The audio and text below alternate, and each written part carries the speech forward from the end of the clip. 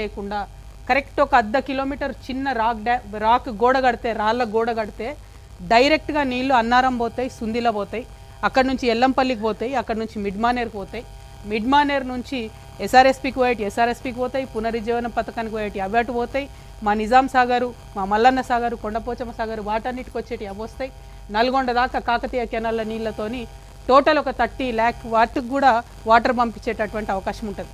కానీ కేవలం అవగాహన రాహిత్యంతో, అహంకారంతో, అవినీతి మరకలు పాత గవర్నమెంట్ మీద వేయాలన్నటువంటి దుగ్ధతోని ఇంతమంది రైతులు ఇన్ని లక్షల ఎకరాలను ఎండబెడతా ఉన్నారు ముఖ్యమంత్రి గారు. ఇది కరెక్ట్ కాదు.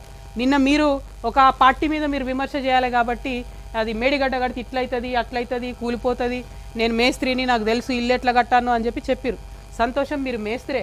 నేనేమంటున్నా మేస్త్రి గారు, ఒక అర్ధ కిలోమీటర్ మీరు రాళ్ళ కూడా కడితే అసలు మేడిగడ్డ బ్యారేజ్ని పక్కకు తీసి కంప్లీట్గా అన్నారం సుందిల్లని తీసుకోవచ్చు. ఏ ఎక్స్పర్ట్ వచ్చినా, ఏ ఇంజనీర్ గారిని అడిగినా ఈ విషయం చెప్తారు. చేయగలిగి ఉండి కేవలం ప్రజలను మభ్యపెట్టి మోసం చేస్తూ ఉన్నారు. ఇక వీళ్ళు కాంగ్రెస్ పార్టీ నుండి ఇట్లా మోసం చేస్తే అసలు టోటల్ బీఆర్ఎస్ పార్టీకి అవినీతి మరకలు అంటడానికి, టోటల్ కాళేశ్వరం ప్రాజెక్టులో అవినీతి అనకొండ అయినటువంటి హరీష్ రావు గారు వచ్చి పల్లికి తీసుకుంటే ఆయన ప్రెస్ మీట్ పెడతాడు. ఇక పాలమూరు ప్రాజెక్టులో అన్యాయం చేసింది ఆ గుంటనక్క, కాళేశ్వరంలో అన్యాయం చేసింది ఆయన.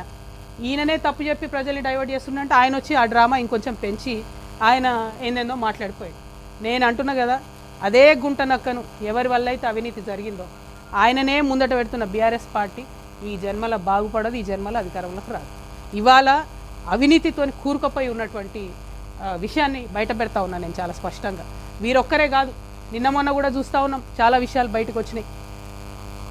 కేటీఆర్ గారు వారి స్నేహితుడి కోసం పర్మిషన్ ఇవ్వడానికి మరి ఎన్ని రకాలుగా అదలా బదిలీ జరిగిందనేటటువంటిది అన్ని పత్రికలలో చాలా ప్రముఖంగా వచ్చింది. ఇన్ని రోజులు నేను చెప్పలే చాలా విషయాలు. ఇవాళ ఎందుకు చెప్తా ఉన్నా అంటే, అన్న మాట్లాడుకుంటూ ఒక మాట చెప్పారు మా జనార్దన్ అన్న గారు, మేము పార్టీ పెట్టుకున్నాం, మమ్మల్ని మీరు పార్టీలకు వెళ్ళి తీసేసి అవినీతి గురించి మాట్లాడినందుకు.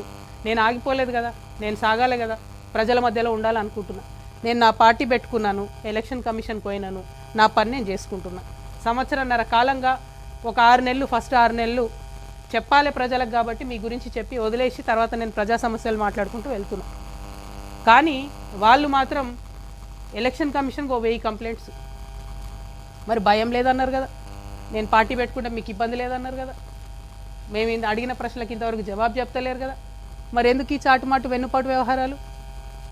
ఎవరన్నా మీలాంటి పత్రికా మిత్రులు మా వార్త రాస్తే సిగ్గు లేకుండా గుంటనక్క ఫోన్ చేసి ఎందుకు వేస్తాను, ఎందుకు వేస్తున్నారు వార్తలు ఏకండి. అదేవిధంగా ఇంగ్లీష్ మాట్లాడతాడు కేటీఆర్ సార్ కాబట్టి ఇంగ్లీష్ వాడు ఎవడన్నా వార్త వేస్తే ఢిల్లీకి ఫోన్ చేసి ఎందుకు వేస్తారని నేను అడుగుతాడు ఇంగ్లీష్లో. వాళ్ళు ఫోన్ చేసి చెప్తారు నాకు. ఇంత సిగ్గులేని వ్యవహారం ఎందుకు? ఒక ఆడబిడ్డగా నేను చాలా ధైర్యంగా ప్రజల మధ్యలో ఉంటాను, నేను వెళ్తున్నా. ఆంబోతుల్లాగా అడ్డగాడిదల్లాగా ఎందుకు నా కాళ్ళల్లో కట్టెలు పెట్టే పనులు చేస్తున్నారు నాకు అర్థమవుతలేదు. ఏం అవసరం ఉంది మీకు?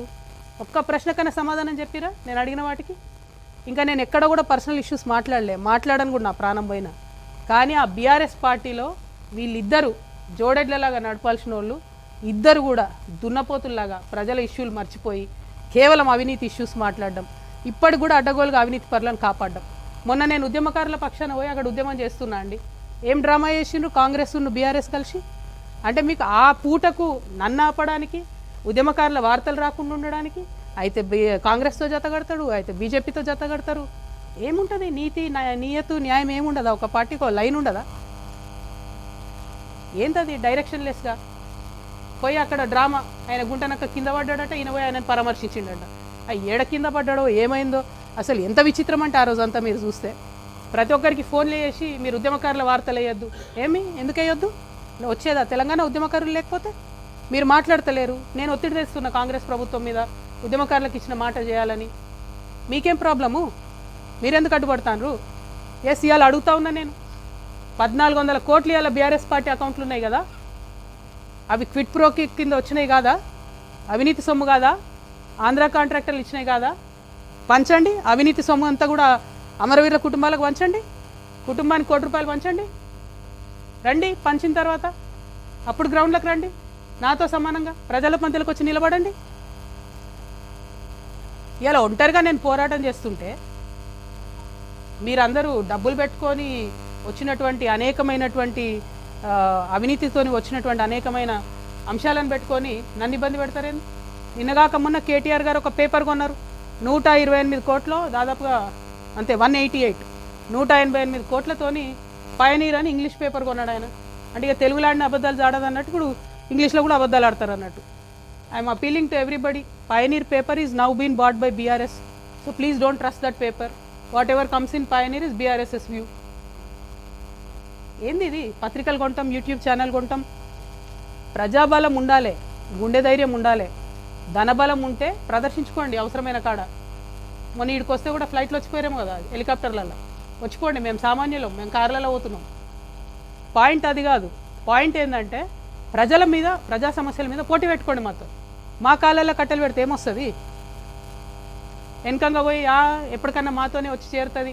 చెప్తా ఉన్నాయాల నా కంఠంలో ప్రాణం ఉన్నంత వరకు, నా కంఠంలో ప్రాణం ఉన్నంత వరకు మళ్ళా బీఆర్ఎస్ పార్టీతో చేరేదే లేదు, జత కట్టేదే లేదు.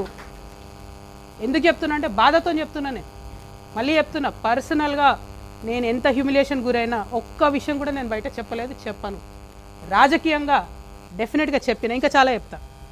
ఇలా పొద్దున్నే ఫీనిక్స్ ట్వీట్ చేసిన నేను 80,000 కోట్ల తెలంగాణ ప్రజల ఆస్తుంది. ఎవడబ్బా సొమ్ము ఇచ్చింది? ఎవరు? హరీష్ రావు గారు, కేటీఆర్ గారు కాదా ఫీనిక్స్ అనే సంస్థను పెంచి పోషించింది, కాపాడింది? ఎక్కడోడు వాడు? తెలంగాణోడా, ఆంధ్రోడా? ఎందుకని పంచిపెడతారు మీరు? ఇప్పుడు దాన్ని, అవినీతిని ఇప్పుడున్న గవర్నమెంట్ కంటిన్యూ చేస్తుంది కదా. మీరు తెరిస్తే కిటికీలు. జాతీయ పార్టీలకు ఏముంటుంది తెలంగాణ ఆంధ్ర ఫీలింగు? తెలంగాణ భూములు కాపాడుకోవాలని వాళ్ళకి ఎందుకు ఉంటుంది? వాళ్ళు వచ్చి డోర్లు తెరిచిరియాల అవినీతికి. 33 లక్షల టన్నుల కలప అండి కొడతాడు వాడు, ఫీనిక్స్ కంపెనీ వాడు. 10 కేసులు పెట్టింది ఫారెస్ట్ డిపార్ట్మెంట్. సింపుల్గా ఫైన్ కట్టి పక్కకి వెళ్ళిపోయాడు. కొట్టచ్చా?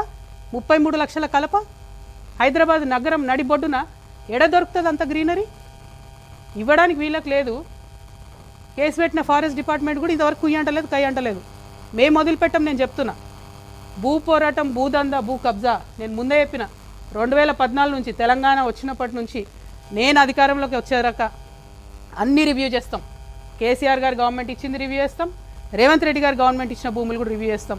తెలంగాణ ప్రభుత్వ భూములు, తెలంగాణ ప్రజల భూములు, ధార్మిక సంస్థలకు సంబంధించిన భూములు, అప్పనంగా తింటున్నటువంటి భూములు అన్నీ కూడా కక్కిస్తాం చెప్తాను. ఒక్కరిని కూడా వదిలిపెట్టాం.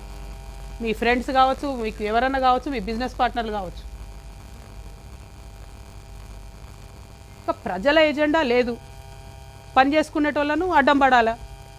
ప్రజాస్వామ్యయుతంగా చేసుకుంటున్నా కదా నా పని నేను. ఏంటి ప్రాబ్లం మీకు? దమ్ముంటే డైరెక్ట్గా కొట్లాడండి, రోడ్డు మీదకి రండి, పంచిపెట్టండి 1400 కోట్లు. రండి రోడ్డు మీదకి నాతో పాటు నిలుసుందాం, సమానంగా పోదాం. ఇవాళ ఒకటే రిక్వెస్ట్ చేస్తున్న ప్రజలకు, నేను ఆవేశంలో, కోపంలో చెప్తలేను, నేను ఆవేదనతో చెప్తా ఉన్నా. ఎందుకంటే తెలంగాణ ఉద్యమంలో అమరవీరులను ఈ భుజాల మీద మోసినాం మేము.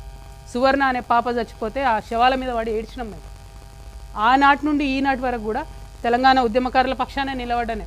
మీ అందరికీ తెలుసు, సింగరేణిలో కాంట్రాక్టర్లతో ఎవరు మాట్లాడుకున్నారో తెలుసు, కార్మికుల పక్షాన ఎవరు ఉన్నారో మీకు తెలుసు. దాస్తే దాగేటి విషయాలు కాదు ఇవి. ఎక్కడ ఆగవు అవినీతి చేస్తే. ఇవాళ రేపు ఉన్న సమాజంలో బోల్డన్ ఉంటాయి, ఒక్క నిమిషంలో బయటపడుతుంది. నాకు ఇంత గుండె ధైర్యం ఎందుకుంది, నిక్కచ్చిగా ఎందుకు మాట్లాడుతున్నా? నేను ఆ పార్టీలో ఉన్నప్పుడు కూడా నేను ఫైట్ చేసిన ఉద్యమకారుల కోసం. ఆ పార్టీలో ఉన్నప్పుడు కూడా తెలంగాణ వనరులు కాపాడడం కోసం ఫైట్ చేసిన. తెలంగాణ కాంట్రాక్టర్లకు ఇవ్వాలి, ఆంధ్ర కాంట్రాక్టర్లకు ఎందుకని ఫైట్ చేసిన?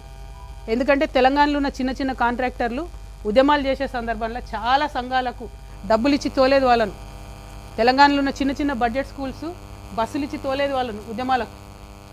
నా నిజామాబాద్ జిల్లాలో నేను ఎంపీగా ఉన్న 10 ఏళ్లలో నారాయణను, చైతన్యను అడుగుపెట్టనియలే నిజామాబాద్ జిల్లాలో. నేను అంత కట్టరుగా ఉన్నా. నేను ఇలా అదే నారాయణకు, చైతన్యకు పాలు అమ్ముకుంటాడు హరీష్ రావు.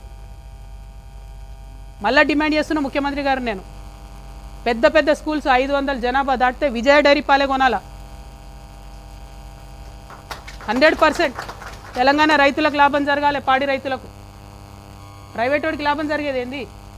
ఫీజులు తగ్గిస్తున్నాడా? ఫీజుల నియంత్రణల కోసం చట్టాలు తేవాలంటే వీరు చేసిండ్రా? రిక్వెస్ట్ ఒకటే నేను ప్రజలందరితో కూడా, దయచేసి అల్టిమేట్గా రాజకీయంగా ఎవరి అంశాలు వాళ్ళు, ఎవరి ఎజెండా వాళ్ళు చెప్పుకుంటాం, ప్రజల దగ్గరకు వస్తాం. ప్రజలు నచ్చితే అధికారంలో ఉంటాం, ప్రతిపక్షంలో ఉంటే పదవులు ఇవ్వకపోతే ఇంట్లో వండం. తెలంగాణ రక్షణ సేన అది కాదు. అధికారంలో ఉన్నా లేకున్నా నేను బలంగా ప్రజాస్వామ్యం నమ్ముతా. పార్టీ ఉండడమే పవర్. పార్టీ అనేది పవర్